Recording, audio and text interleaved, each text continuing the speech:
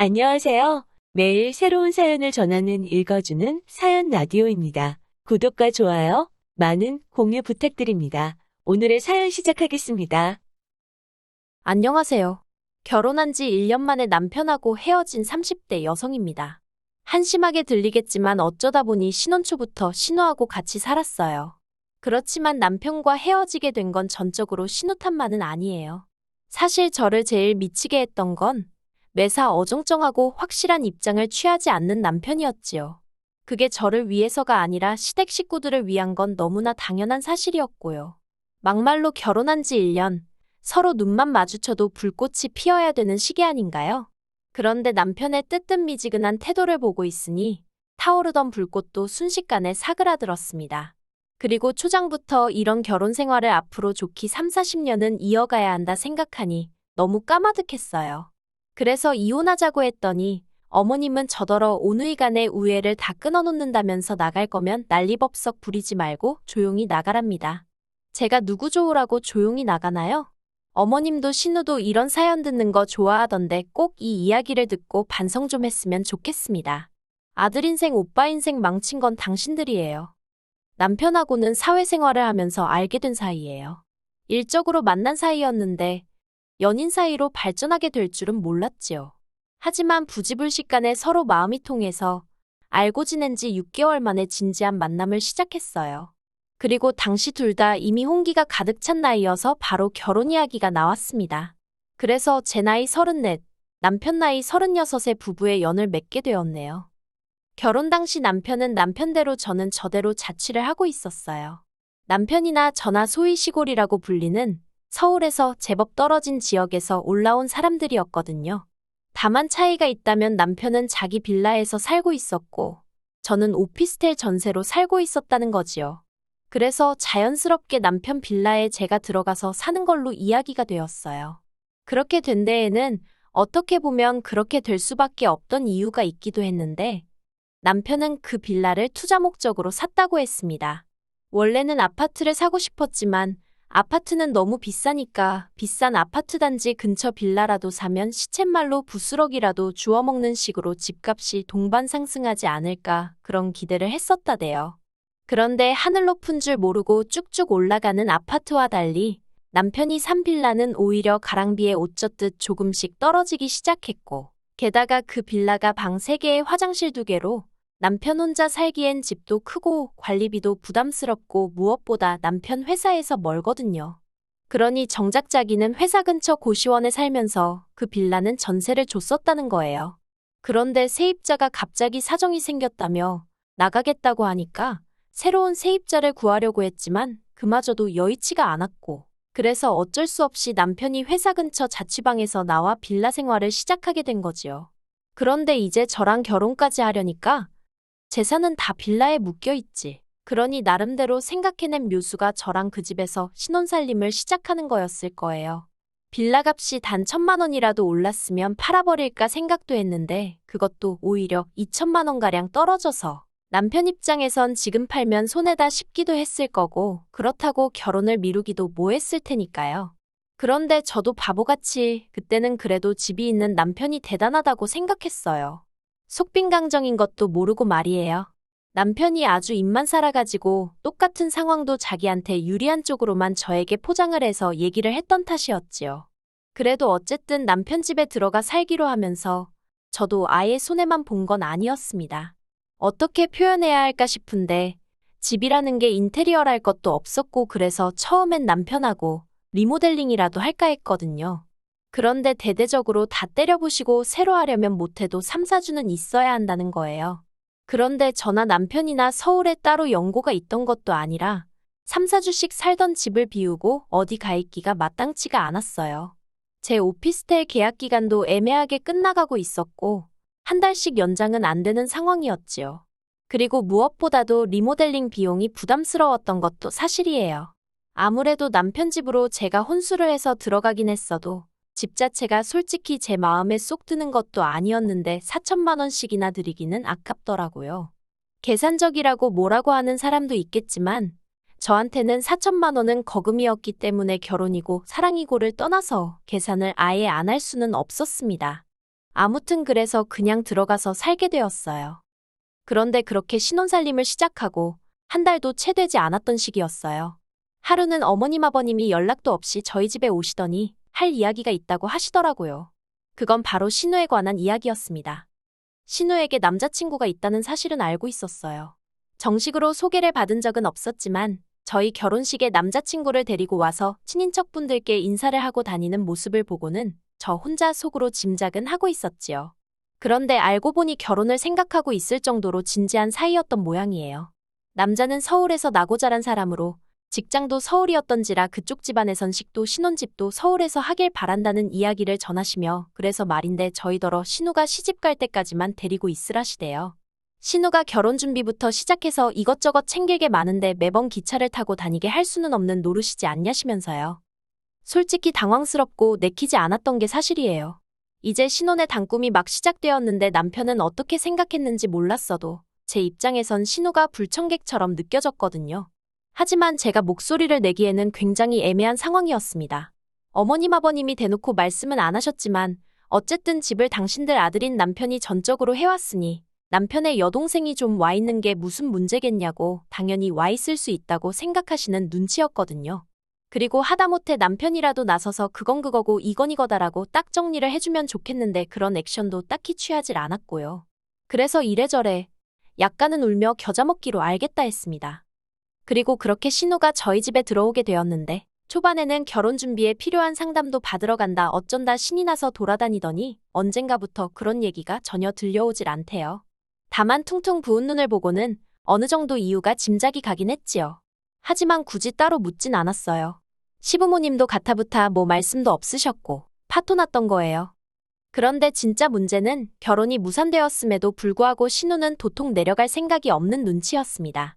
그래서 제가 어머님 아버님께 조심스레 앞으로 신우의 계획이 어떻게 되는지 혹시 들은 바나 아시는 바가 있으신지 여쭈어 보았지요. 그랬더니 어머님이 속상해 죽겠다면서 구체적이진 않지만 선보고 결혼해서 빨리 나갈 거라고 조금만 참고 기다리라 하시더군요. 그런데 신우 나이가 33으로 솔직히 어린 것도 아니었어요.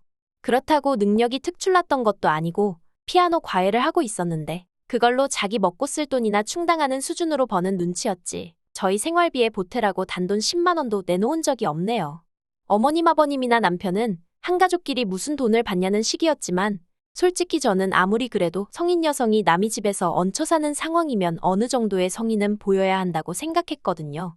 그런데 오히려 그렇게 생각하는 저를 야박하고 쫌스럽단 식으로 몰아가길래 더 말도 안 하고 못했습니다. 그러다 한 번은 남편이 뼈있는 농담처럼 집주인이 괜찮다는데 뭘 그러냐며 저에게 웃었는데 제 귀에는 네가 이 집에 해온 게 뭐가 있냐고 꼽을 주는 것 같기도 했고 자격지심이었는지도 모르겠네요. 아무튼 당시에는 나서지 말란 소리로밖에 안 들리더라고요. 그러다 일이 생긴 건 올해 초였습니다. 신우는 친구들이랑 여행을 간다고 했고 친정부모님은 친정부모님대로 서울에 병원 검진도 있고 해서 올라오셔야 하는 상황이었어요. 친정어머니 생신도 마침 주말이었고요. 그래서 제가 친정부모님께 그러면 병원도 다녀오시고 저희 집에서 제가 생일상을 차려드릴 테니 그것도 드시고 이틀 정도 계시다 가시라 했지요. 제가 직장 문제도 있고 해서 고향집에 자주 내려가 보질 못하는 상황이었으니까요. 참고로 집에는 비어있는 방이 하나 있었고 가끔 시부모님이 오시면 주무시고 가시기도 하셨습니다. 그런데 저희 친정부모님이 올라오기로 되어 있는 날 신우가 왜인지 아침부터 입술을 대빨 내밀고선 집안을 들쑤시고 다니더라고요. 그리고는 기어이 11시쯤 나간다더니 안 나가고 있는 게 아니겠어요. 친정부모님 오실 시간은 다 되어 가는데 안 되겠다 싶어서 아가씨 안 나가냐고 물었습니다. 그러자 신우가 같이 여행 가기로 한 친구들과 싸웠다면서 기분 더러워서 안 갈 거랍니다. 그러더니 지방으로 쏙 들어가서는 방문을 걸어 잠그더라고요. 생각지도 못한 불편한 상황에 제가 이를 어쩌나 싶어 발을 동동 구르던 찰나 친정부모님이 오셨습니다. 어쨌든 친정부모님을 그냥 돌려보낼 순 없었으니 집 안으로 모셨어요. 그리고는 준비한 음식을 꺼내 점심 식사를 차리고 남편과 저 그리고 친정부모님까지 모여 앉았지요. 방에 신우가 있는 걸 뻔히 알면서 저희 넷이서만 식사를 할 수는 없었으니 신우더러 아가씨도 나와서 같이 먹자고 방문을 놓고 했고요. 그런데 신우가 대뜸 짜증나게 말 시키지 말라면서 음식 냄새나는 거 비위상하니까 빨리 먹고 치워요 그러는 겁니다. 순간 황당하기도 하고 민망하기도 하고 화가 솟구치대요. 100번 양보해서 저한테 말본새가 그 모양인 건 참는다 쳐도 저희 친정부모님이 오신 걸 뻔히 알면서 나와서 인사 안 한 거. 그래 사돈지간이니까 윗사람 아랫사람이 어딨냐고. 왜 내가 먼저 인사해야 되냐고 따진다면 그것도 100번 양보한다 쳐요. 하지만 아무리 그래도 저희 부모님이 어른이고 손님인데 지 기분 나쁘다고 방문에다 대고 새언니인 저한테 악을 써대는 게 정상인가요?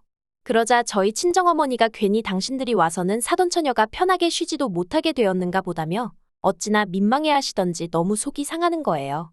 게다가 남편도 자기가 사위면 저희 부모님께 그런 게 아니다 라던가 하다못해지 여동생한테 말이라도 말 그따위로 하지 말라고 한마디는 해줘야 하잖아요. 그런데 어휴 날짜를 잘못 잡으셨어요. 저희 친정부모님께 날짜를 잘못 잡았답니다. 저희 친정어머니 생신인 걸 몰랐어도 문제고 아는데 그런 소리를 했다면 그것도 문제인 거지요. 아무튼 여러 가지로 기분 잡쳤고 친정부모님은 그냥 병원에 갔다가 고향집으로 내려가시겠다면서 일찍 자리를 뜨셨어요. 그렇게 친정부모님이 가시고 너무 속이 상해서 저도 모르게 눈물이 나오더군요. 그런데 그때 신우가 방에서 기어나오더니 갔어요? 그럽니다. 그리고는 나와서 냉장고를 열더니 저희 친정어머니가 제가 좋아하는 반찬 몇 가지를 해다 주셨거든요. 그걸 보고는 아, 같이 쓰는 냉장고에 냄새나게 이게 뭐냐며 갖다 버려요 그러대요. 정말 짜증이 나서 같이 쓰는 게 아니라 아가씨가 얹혀 쓰는 거니까 조용히 해요 하고 저도 한마디 쏘아붙였습니다. 그러자 신우가 언니 지금 뭐라고 했냐면서 오빠 가만히 있을 거야? 한마디 해야 될 거 아냐? 그리고는 갑자기 울더라니까요.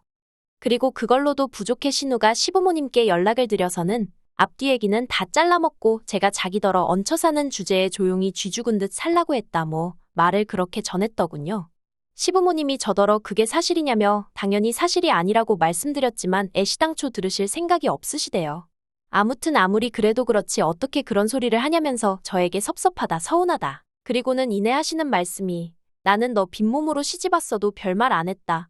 한 식구다 생각했으니까 흠이 좀 있으면 어떤가 그렇게 생각했답니다. 그런데 너는 왜 네 신우를 품어주질 못하냐면서 평생 같이 살라는 것도 아니고 신우 시집 갈 때만 데리고 있으라는 건데 하시며 온의 정이라는 게 다 뭐냐고 너가 기어이 애들 사이를 끊어놓을 셈이냐고 별의별 소리를 다 들었어요. 그래서 제가 어머님 떨어 온의 정이고 나발이고 이러다 부부간 정부터 상하게 생겼다 대꾸했습니다. 솔직히 신우랑 같이 살고 나니까 부부관계도 하기가 꺼려지고 원래는 저희 신혼 짧게 즐기고 바로 애 가지려고 했거든요. 둘 다 나이도 있었으니까요. 그런데 어머님은 옛날에는 3대가 모여 살아도 애들 5, 6씩 낳고 잘만 살았다면서 저더러 유난 떨지 말고 집안 시끄럽지 않게 조용히 좀 하라며 제 입장을 이해해 주실 생각은 전혀 없으셨고 무조건 제가 신우에게 사과라도 하길 바라시는 말투였어요. 남편도 별반 다르게 없었습니다. 기껏 한다는 말이 저 하나만 조금 참아주면 좋게 지나갈 시간이라나요. 그래서 결국 남편에게 유치한 질문이었지만 나랑 신우 중에 한 사람만 골라서 같이 살라 했습니다. 그런데 남편이 대답은 안 하고 저더러 너 이렇게 수준이 낮은 애였냐 어쩌냐 개소리나 해대더라고요. 신우가 헛소리를 할 때도 어머님이 말 같지 않은 소리를 할 때도 솔직히 웃기지도 않네 그러고 넘길 수 있었어요. 그런데 남편의 개소리만큼은 참아줄 수가 없어서 그래 수준도 안 맞는 사람들끼리 어떻게 사냐 헤어지자 했습니다. 그런데 남편이 저더러 그런 소리 할 거면 네 짐만 챙겨서 나가라대요. 그래서 저도 뒤도 안 돌아보고 제 짐 챙겨서 나왔지요. 솔직히 잡지 않는 남편이 야속하기도 했지만 후련한 마음이 더 컸던 것 같아요.